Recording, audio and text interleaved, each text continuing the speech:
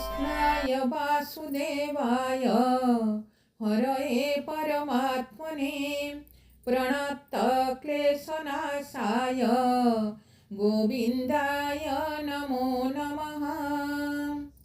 समस्त क्लेशनाशक परम ब्रह्म परमात्मा द्वापर जुगर लीलामय पुरुष भगवान वासुदेव कृष्ण को प्रणति जनाई मु भारती साहू समस्त दिव्यात्मा स्वरूप को स्वागत करुछि गीता चर्चारे आगामी श्लोक को। आज मु आपण मानक सम्मुखरे व्याख्या करने को प्रयास करी चतुर्थ अध्यायर 33 नंबर श्लोकटी को व्याख्या करने पूर्वर आसंतु ताहार पूर्व प्रसंग सह सामान्य अवगत हेबा। एहार पूर्व प्रसंगरे भगवान यज्ञ विषय अनेक कथा कहिछंती। संसारर मंगल उद्देश्य रे करा जाउथिबा प्रत्येक कर्म किपरि गोटे गोटे यज्ञ किपरि वेद निर्देशित सेही यज्ञ रे सर्वव्यापी परमात्मा नित्य प्रतिष्ठित से सब विषय रे अनेक दृष्टांत भी देइछंती। यज्ञ विषय रे अवगत हेला परे अर्जुन को मनरे जिज्ञासा जात होइछि जे यज्ञ गुड़िक मध्यरे केउ यज्ञटी श्रेष्ठ यज्ञ। एहार समाधान भगवान एही श्लोक रे करुछंती। आसंतु वर्तमान श्लोक को जिबा। श्लोकटी हेउछि श्रेयान् द्रव्यमयात् यज्ञात् ज्ञान यज्ञ परन्तप सर्वकर्माखिलं पार्थ ज्ञाने परिसमाप्यते। अर्थात भगवान कहउछंती हे परंतप अर्जुन द्रव्यमय यज्ञ ठारू ज्ञान यज्ञ हेउछि श्रेष्ठ, कारण समस्त कर्म ओ पदार्थ ज्ञान अर्थात तत्व ज्ञान रे ही समाप्त बा लीन होइथाय। आसंतु श्लोकटी को भल भावे बुझिबा। श्लोकटीर प्रथम वाक्य श्रेयान् द्रव्यात् मयात् यज्ञात् ज्ञान यज्ञ परन्तप। एठारे भगवान दुईटी यज्ञ विषय स्पष्ट भावे अवतारणा करिछंती। प्रथमटी हेउछि द्रव्यमय यज्ञ और द्वितीयटी ज्ञानमय यज्ञ। एहाको गोटी गोटी करी आसंतु विचार करिबा। प्रथमटी द्रव्यमय यज्ञ।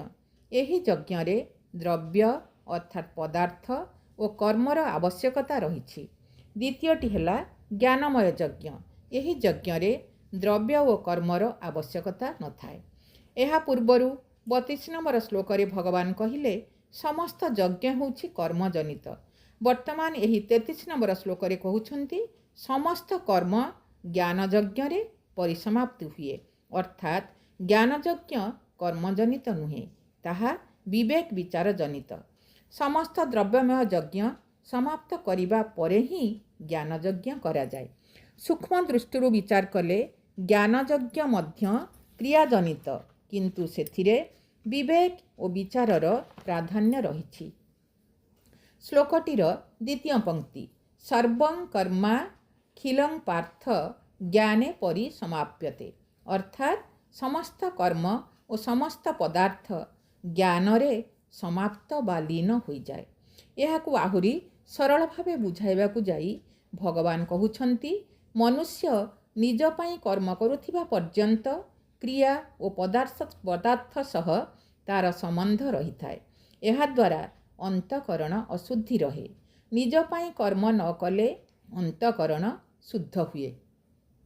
अंतकरण अशुद्ध हेबारे तीनोटी दोष थाए। सेगुड़िक हेला मल विक्षेप और आवरण।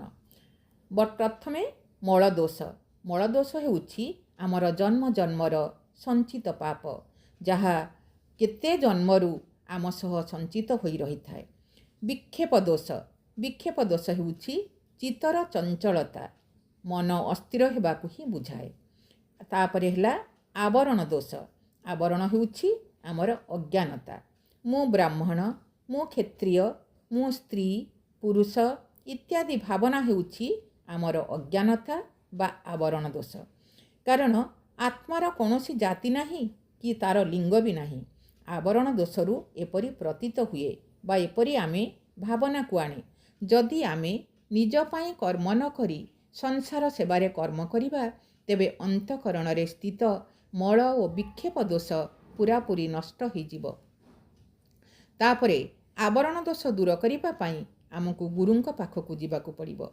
गुरुंक पाखकु जाई ज्ञान प्राप्ति करबाकु पड़िबो।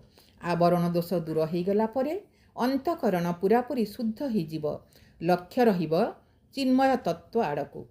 तत्वज्ञान हेला परे किछि हेले करिबा जानिबा ओ पाइबा बाकी रहे नाही, कारण एकमात्र परमात्मा तत्व व्यतीत अन्य सत्ता बोली किछि न थाए।